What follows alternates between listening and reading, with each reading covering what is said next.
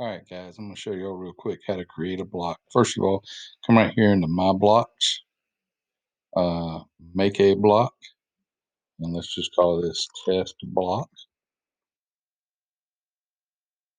Hit OK. And then we're going to do this. So you would make that block be whatever you want, run, jump, whatever one of the things you programmed was. Then come over here. I'm just going to have him point in the direction 90 degrees. So he's going to point in that direction. And then I want him to uh, glide. So I want him to look smooth.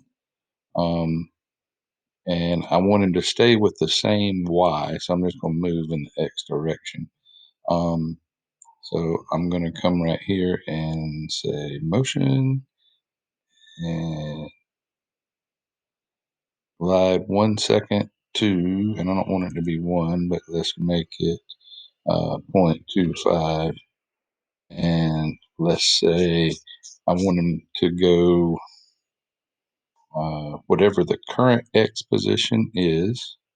This is not the only way to do it. This is just one way to do it. And I want to take that and I want him to go 10 steps. So I'm going to say X plus 10. Now there's other ways to do it.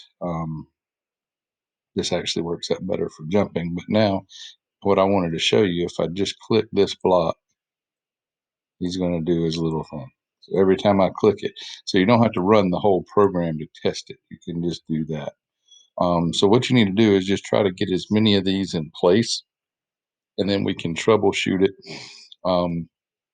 One other thing to uh, you can do is you have this little, and I'll post it.